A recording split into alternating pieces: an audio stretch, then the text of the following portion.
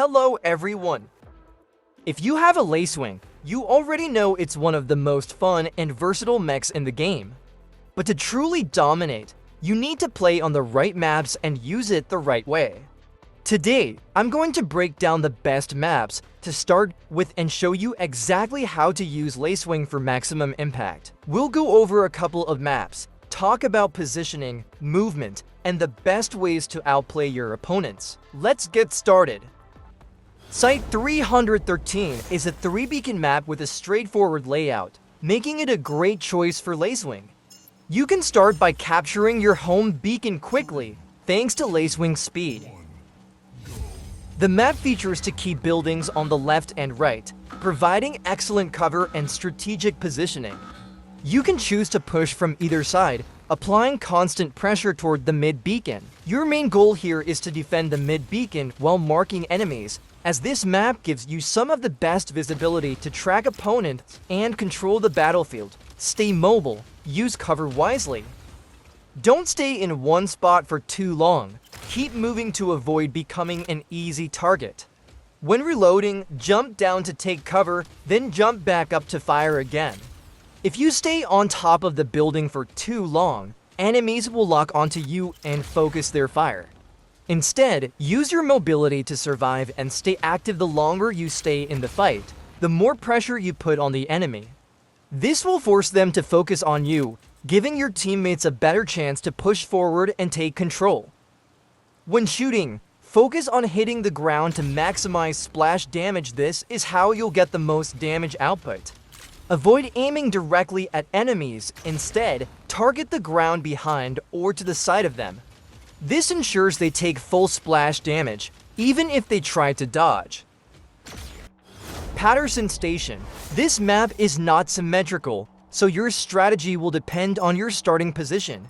If you spawn on the same side as me, don't capture your home beacon right away.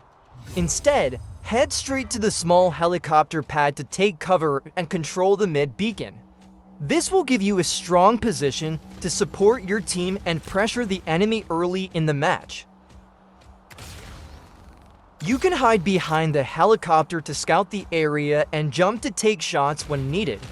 Your first priority should be Beacon D while the enemy is still capturing it. You have the perfect chance to deal damage and break their mods before they gain control.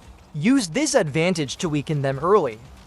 Mark any enemies in this area. You'll have the best visibility on the right side of the map, making it easier to track and target opponents. Your main focus here is to keep pressure on the mid.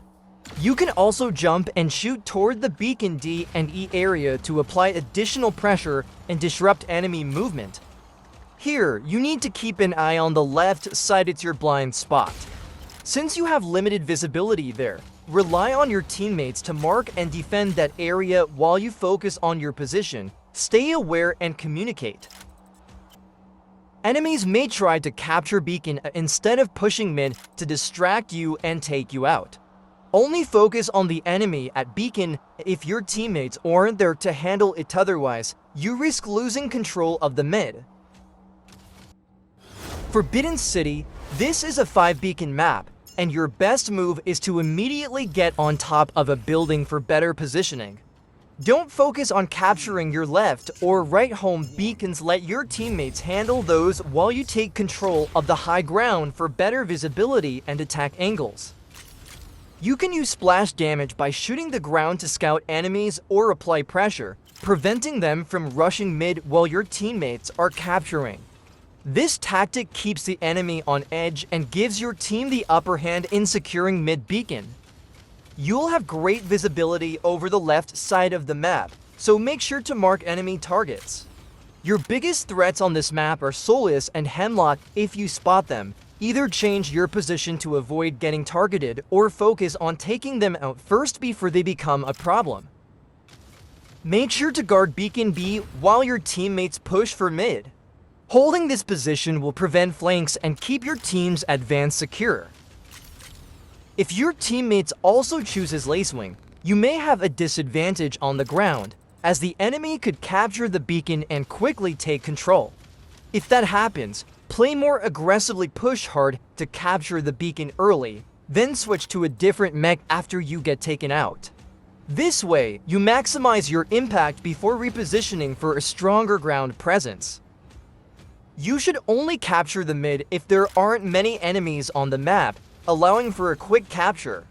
As soon as you secure it, fall back to the buildings for cover. You can also relocate to gain better visibility over the right side of the map, keeping an eye on enemy movements and staying one step ahead. Imperial Temple on this map, don't focus on capturing your home beacon right away. The enemy might start with Nomad, using its dash ability to skip their home beacon and rush mid. Instead, your priority should be to gain better visibility and apply pressure to mid before your teammates arrive. This way, you can disrupt the enemy's push and give your team a stronger chance to take control. If your team captures the mid, shift your focus to applying pressure on the corners.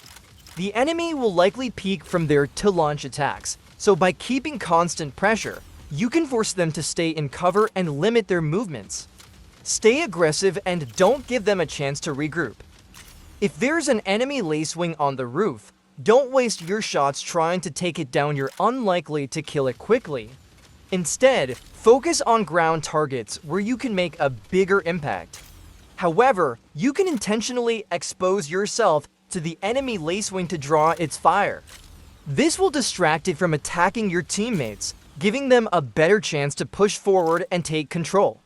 Play smart and use your presence to support the team.